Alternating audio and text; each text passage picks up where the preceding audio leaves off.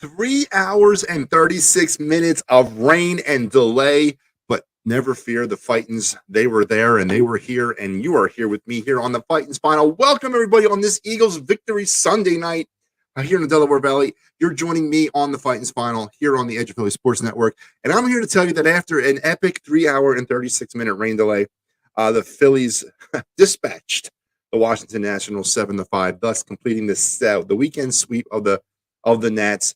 And you know, typically this time of the year, baseball takes a backseat to football, and we understand that. Even in a pennant race, it does. It does. You know, when you get through these dog days of September before the playoffs, baseball kind of goes into the backseat.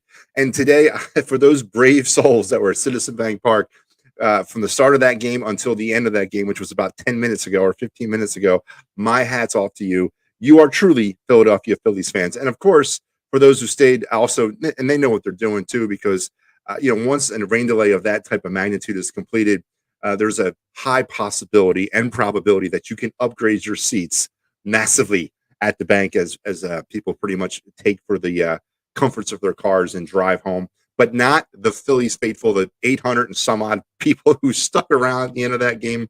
And they watched the good one, actually, in the rain and the mud as the Phillies beat the Nationals 7-5, completing the sweep and heading into their day off, feeling a hell of a lot better about themselves this week than they did last week. Let's get to the line and tell you how everything kind of wound up down there in Philadelphia, in South Philly today.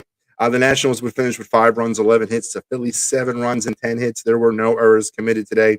The scoring got started way back in the bottom of the first inning, around 1:40 p.m. when Bryce Harper would knock in Rhys Hoskins to make it 1-0 Phillies. Luke Voigt would then take care of some business in the top of the third as he would get things tied up, as he would double in Vargas to make it 1-1. In the top of the fourth, Cesar Hernandez would knock in Alex Call to make it 2-1. And then in the top of the fourth, Vargas would knock in C.J. Abrams to make it 3-1. And in the top of the fourth, Joey Meneses would knock in Cesar Hernandez to make it 4-1. But here come the Phightins in epic fashion. Rhys Hoskins, a 3-run shot in the bottom of the fifth inning to knot things up at 4. And then Joey Meneses, who had himself a day, would sack fly in Pineda and making it 5-4. But then Rhys Hoskins would come right back to work and knock in Brandon Marsh with the sack fly, tying things up at 5. And then Alec Boehm in the bottom of the 7th, as the rain began to fall once again, would make it 7-5 Phillies, and the Phillies would hang on for the victory. Individually, offensively for the Phillies today, Kyle Schwarber 1 for 4 with a strikeout and a walk.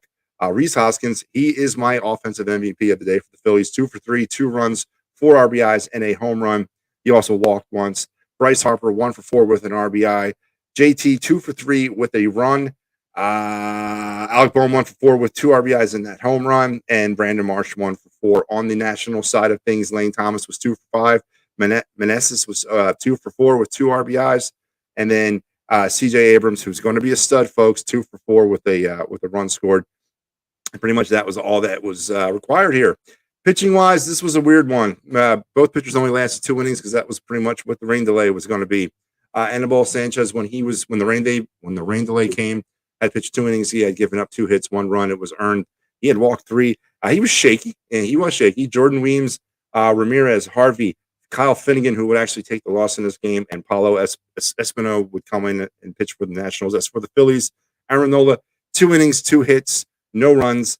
He walked none, and he struck out 2. Sanchez, Nelson, Jose Alvarado, who would get the win in this, Sir Anthony Dominguez, and David Robertson would also pitch. He would pick up the save in a very effective 9th inning where he struck out the side for his 19th save this season. And on the eve of a hairy victory by the Philadelphia Eagles, it's good to kind of feel this way about your fighting Phillies, right? You know, they, with their win tonight or today, this evening, this afternoon, 78-62 now, as we have now completed 140 games of this season. Rob Thompson has now managed 89 games.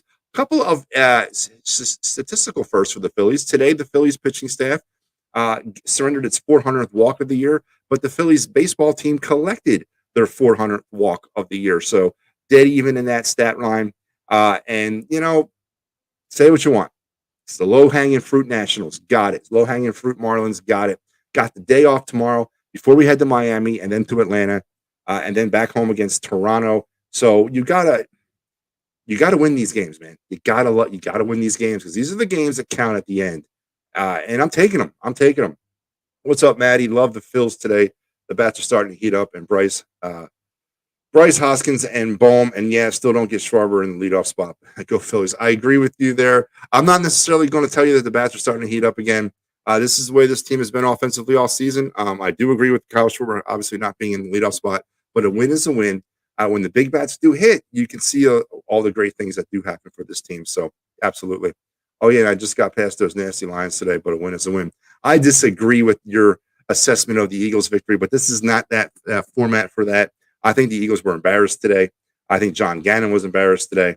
But to the Eagles' credit, they did find a way to win. But if you think against any other team than that, other than that stiff Jared Goff and the Detroit Lions, that the Eagles would have won today, I'm telling you, you're wrong. But anyway, let's go on to the out of town Major League Baseball scoreboard. Really not much going on as we get ready to. The night game in San Francisco is kicking off. It is 0-0 in the bottom of the first between the Giants and the Cubs. I'm sorry, that game's in Chicago. As for games that affected the Phillies today, the Cardinals would beat the Pittsburgh Pirates. The Mets handled their business down there in Miami against the Marlins 9-3. Milwaukee beat Cincinnati. And San Diego got hammered today by the Dodgers 11-2. Seattle came back and beat the Atlanta Braves, who came back to take the lead over Seattle in the ninth, but then Seattle comes back and wins it in the ninth, 8-7. So the Phillies make up or pads, one more game more than the Padres. We pick up a game on the Braves, but we didn't pick up anything on the Mets as the NL East continues to kind of flux back and forth between the Mets and the Braves, where the Phillies are on the outside looking in once again. But as I mentioned, tomorrow's a day off, much deserved day off before we head down to South Florida on Tuesday to start a 3-game set against the Marlins and then a 3-game set against the Atlanta Braves before returning home next week, and a 2-game series against the Blue Jays and a 4-gamer against the Atlanta Braves. So feel good now, folks. Feel good about your Philadelphia Phillies, 78-62. Firmly now entrenched in that second wild card slot. And that's all you can ask for at this point. It's almost time for the magic number, right? Not quite there, but maybe in another 10 days or so, if things continue to go well, we can start talking magic number for clinching. I'm not going to bring it up, but it's getting there. And that's the reality of it. Whether we like what the final product of this team is right now, and whether we enjoy, and I know I enjoy watching it, but I got the frustrations. It is frustrating to watch this team when they go epically into their droughts or into their slumps. Kyle Schwarber does not belong leading off, and this team is not a complete team, far from it. But they're probably going to be a playoff team. Where they finish in that run, don't know. But it's getting closer and closer every day because they're handling business and they're winning games they should win. Last year, this team doesn't do this. The year before that, this team doesn't do this. So this year, they're doing it. Got to continue to keep up the pace. Got to continue to keep winning because we're getting closer and closer and closer. What did I tell you about the Braves? The West Coast trip will ruin them. Serdar, again, no one's won nothing, man. Everyone's jockeying right now. We got 7 games against the Braves head-to-head. I actually, you know what? I'll leave that for another day. This is not the time to get into a argument with a Met fan. I'm not going to do that today because it's a good day. Both my teams won today, regardless of whether or not how clean the Eagles' victory was. I'm not going to get in an argument today. Here is the old schedule. Today's Sunday, and you're watching the Phightins Phinal. I hope you were tuned in all day because I was kind of all over EOP today. This morning, you had the Gobbler Incorporated with Big Mike in for the Gobbler, who was on vacation. And then we had some Eagles pregame, Eagles halftime, and Eagles postgame coverage along with the Painted Lions. You got me here doing the final, and then a little bit later, in about an hour or so, you got or actually in about a half hour, you got the All Lacrosse, Philly and Beyond Lacrosse show, chock full O coverage on EOP. And if you got a little bit carried away during today's Eagles game and you have to, you got some questions about workman's comp, motor vehicle accidents, personal injury, or criminal law, Dave Cherry is the guy you need to give a call, 610-565-0300. When you do, tell him that the boys at EOP sent you, and he will take great care of you. And folks, it's going to wrap me up today here on the Phightins Phinal, a series sweep of the Nationals. Good way to end a great weekend, a great sports weekend in general here in Philadelphia as the Eagles, as I mentioned, debuted today, and the Phillies, with their sweep over the Washington Nationals, continue to push the conversation in the National League playoff picture, continue to keep a little distance between them and the Padres, and ever so slowly are making up some ground against the Mets and or Braves. So I'm going to wrap it up, but before I do, I want to talk about something non-sports related because you know, it's important. And I noticed that it's definitely not big news anymore. And I'm going to have an interesting comment about that. And I'm going to get a little political here, folks. I'm sorry to do that, but I swear, I promise I'll make it fast. Today is September 11th. And of course, everybody knows September 11th, 2001, darkest day in this nation's history. A day that kind of set in motion a lot of things. I am a retired U.S. Army Sergeant First Class. I spent 30 years in the Army. So if you do the math and the timelines, I was in the military on September 11th, 2001. It was a very dark day for me. And in the subsequent years that would follow, I would spend a total of 85 months in combat, either in Afghanistan or Iraq, throughout the years after that. I'm very proud of my service, not only to the country, but in those combat arenas. But I've seen things that I obviously didn't need to see. I did things that I obviously didn't need to do. I don't regret any of it. I'm very proud of it. And today, a day that you kind of, actually, I'm glad that it might be kind of drifting from people's memories, because we've gotten back to the way life should be in this country. But I will never forget this day. I will never forget it. I'll never forget the lives that were lost this day and all the lives that were lost after that in combat operations around the globe against terrorism. And to all the brothers and sisters that I personally lost, those who I personally knew who died on September 11th, 2001, and then would die in combat operations after that, that I served with, that I had some very distinct opportunities to be around and to know. And I had to tell some parents that their son or daughter they weren't coming home. To those individuals who gave their ultimate sacrifice for your freedom and our freedom and mine, I salute you always. For this day, we shall never forget. Folks, it's going to wrap me up today here on the Phightins Phinal, but we're going to do it the way we do it every Sunday here on the program, and that is to look back at every Phillies home run in the week that was. Till we talk again on Tuesday, go Phils. The count is 2-0 to JT. And a high fly ball to deep left field. Gonzalez going back. It is gone! It's a tie game! They're dancing around the base paths. JT Realmuto has just tied the game at 3 here in the top of the 8th inning.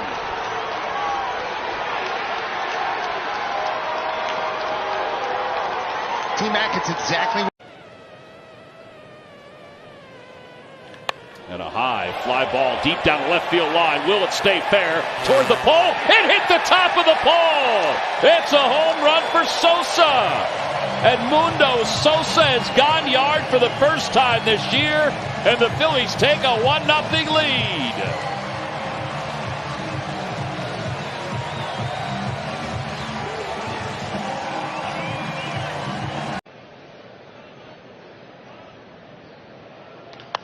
Fly ball left field, pretty well hit.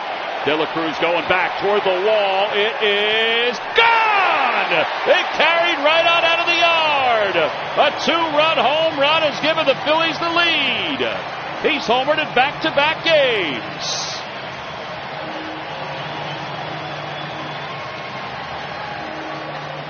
That's picking up your teammate right there. 1-1 to Segura. And he hooks that one down the left field line. That one's fair. Deep.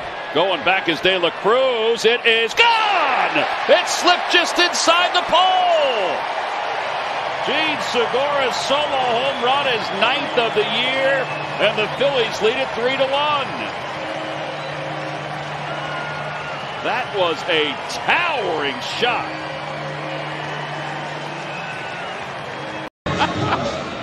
Somebody will definitely tell us that one. That ball is hit well. Whatever music it was, it ignited a big swing. Maton off the auxiliary scoreboard. He's just hit his 3rd home run of the year, and it's a 3-1 game.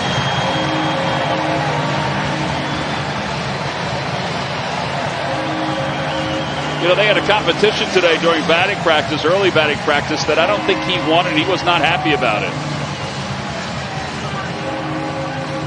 Scott, when Larry's in there. There's a swing and a high drive deep left center field. This one's got a chance. Call looking up, and it is gone.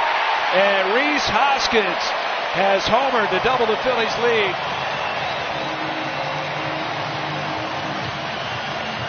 2-0 Phils as Reese hits number 27 of the season. Send him out there for another one. Here's a blast. Right center and deep, and that ball is gone over the out-of-town scoreboard. JT Realmuto with his third hit of the night. It's his 16th on the season, and it's 4-2 Phillies. Hitters count for Bryce Harper. The runner at third. It's one deep. Left field, and it's going to go. Bryce Harper with his first home run since June the 9th. And it's a game-tying two-run homer. 16th of the year. He's gotten his old high school teammate yet again.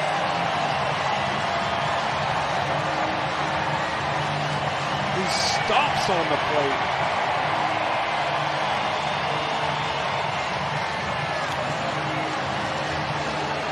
Atlanta. They just wait for the homer. Yeah, they just wait to load up. And speaking of which, going back to the wall, leaping, and it's gone. And Nick Maton with an opposite field home run. Fourth of the year for Maton. And again, the spot starter shining tonight as Nick Maton gets his chance. Did we play more than 5? 3 out of 4 with a lead tonight. Marsh hits one deep to left. It'll be another one the opposite way. It is! And the third lefty swinger of the night goes deep to left as Brandon Marsh becomes the third different ninth-hole hitter to homer this week. The greatest clubhouse man in the history of clubhouse men, and Phil Sheridan. Here's a bomb. Oh my God. Way back. Oh my goodness. Oh. Into the upper bullpen. And that truly is a Schwarbomb. 457 feet off the bat of Kyle Schwarber. It's his 37th home run of the season.